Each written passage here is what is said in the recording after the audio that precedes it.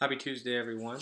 Today is Chapter 4. Yesterday, where we left off, Gregor and Boots had just met Luxa and learned that she was the queen. They'd also met someone named Vicus, and it seems like he's some kind of advisor to Luxa. And Luxa told them that they all needed to take a bath because they smelled of the overland. And he got the feeling that they made a deal with the cockroaches to let them stay there. So, see what happens from here. It was as if someone had splashed water in Gregor's face and brought reality rushing back. Ever since he'd fallen through the hole in the wall, things had been happening so fast. It was all he could do to keep up with them. Now, in this momentary calm, the words New York City came as a shock. Yes! He was a kid who lived in New York City and had to do the laundry and get back upstairs with his little sister before his mother... His mother! I have to go home now, Gregor blurted out. His mom worked as a receptionist at a dentist's office. She usually got off right at 5 and was home by 5:30. She'd be worried sick if she came in and found that he and Boots had disappeared, especially after what had happened to his dad. He tried to figure out how much time had passed since he was in the laundry room. Well, we probably fell for, let's say 5 minutes. We must have run for about 20 with the roaches. We've been here for maybe 10, he thought. Okay. 35 minutes. Okay, so the clothes should be about dry, he said aloud. If we get back up there in the next 20 minutes, it should be okay. No one would think to look for them before that, and he could just take the laundry up and fold it in the apartment. Really, I need to go back up right now, he said to Vicus. The old man was still examining him closely.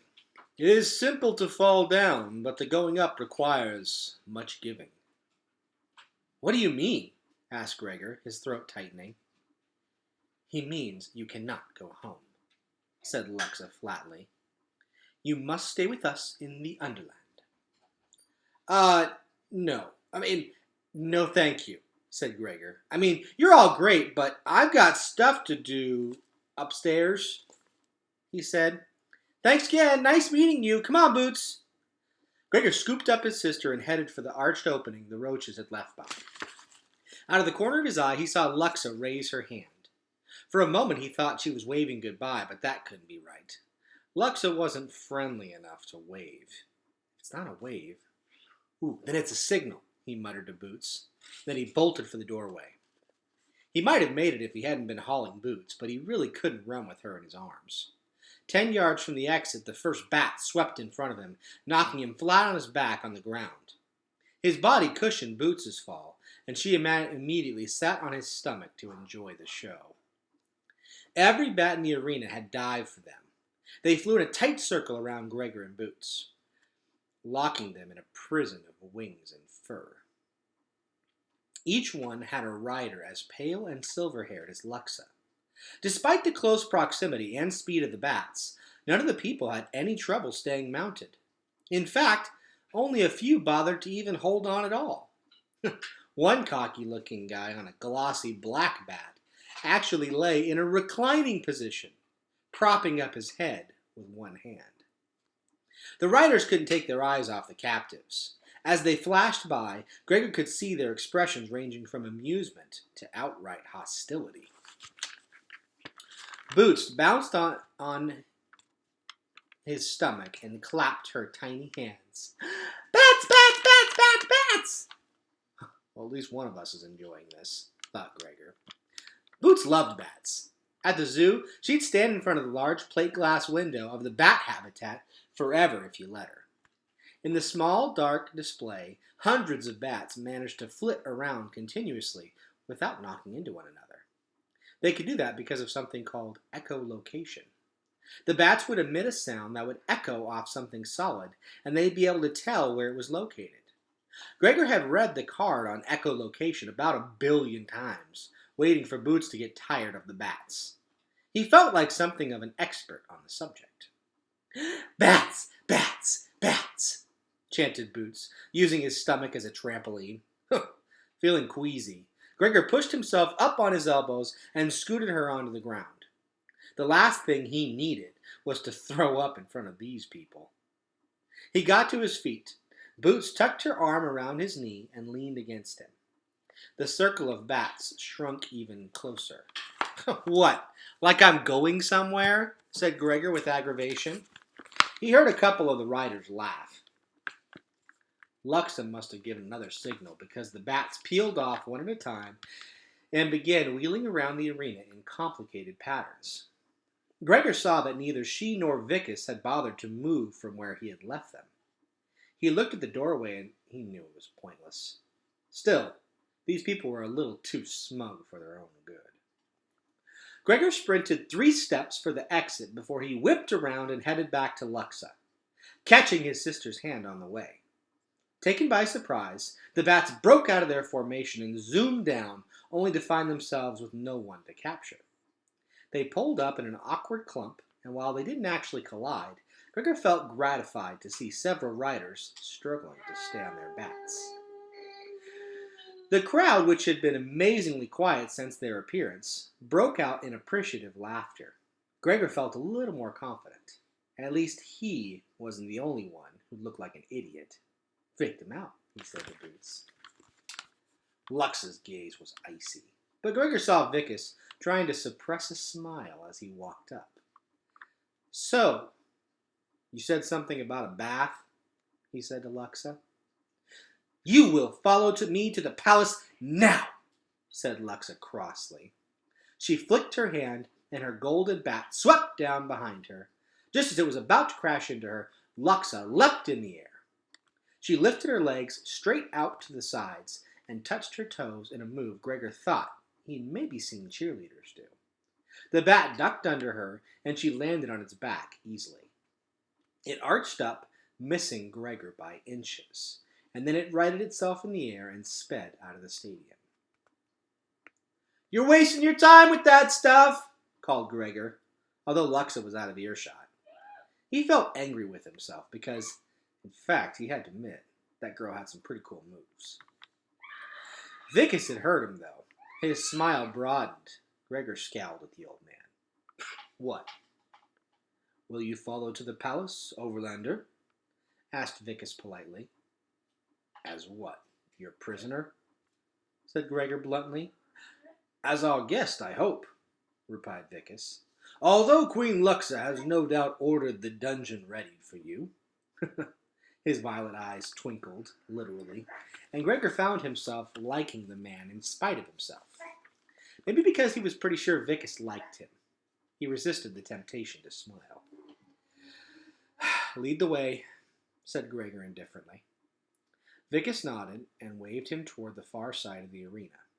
Gregor followed a few steps behind him, towing Boots. The stands were beginning to empty. High in the air, the people filed out through exits between their bleachers. Several bats still wove around the stadium doing aerodynamic maneuvers.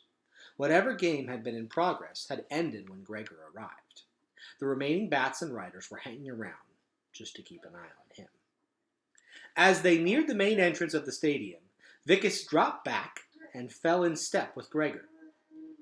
You must feel as if you are trapped in a dream, Overlander. I was thinking nightmare, said Gregor evenly. Vicus chuckled. Our bats and crawlers, no. What is it you call them? Cockroaches? Cockhorses? No, cockroaches, corrected Gregor. Ah, yes, cockroaches, agreed Vicus. In the Overland, they are but handfuls, while here they grow largely. How do you know that? Have you been to the Overland? Said Gregor. If Vicus could get there, then so could he and Boots. Oh, no, such visits are as rare as trees. It is the Overlanders who come at times to us. I have met 6 or 7, one called Fred Clock, another called Mickey, and most recently a woman named as Coco. What are you called, Overlander? Asked Vicus. Gregor. Are they all still here? Are the other Overlanders still here? Asked Gregor, brightening at the thought. Sadly, no. This is not a gentle place for Overlanders, said Vicus, his face darkening. Gregor stopped, pulling Boots up short. You mean you killed them? Now he'd insulted the guy. We? We humans kill the overlanders. I know of your world, of the evils that transpire there. But we do not kill for sport, said Vicus severely. Today we have taken you in among us. Had we denied you, count on it, you would not be breathing now. I didn't mean you. I mean, I didn't know how it worked down here, stammered Gregor. Although he would have guessed that it wasn't very diplomatic to suggest Vicus was a murderer. So, the roaches would have killed us? The crawlers kill you? Said Vicus. No, it would give them no time. There was that expression again. What did it mean to give the roaches time? But no one else even knows we're here, said Gregor. Vicus looked at him gravely. Concern had replaced his anger. Believe me, boy, by this time every creature in the Underland knows you are here.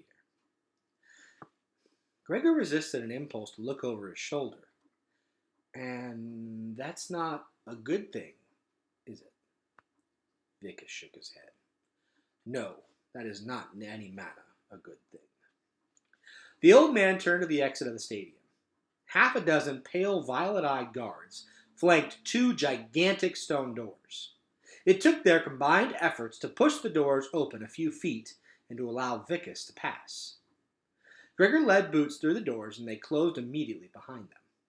He followed Vicus down a tunnel lined with stone torches to a small arch filled with something dark and fluttery. Gregor thought it might be more bats, but on closer inspection, he saw it was a cloud of tiny black moths.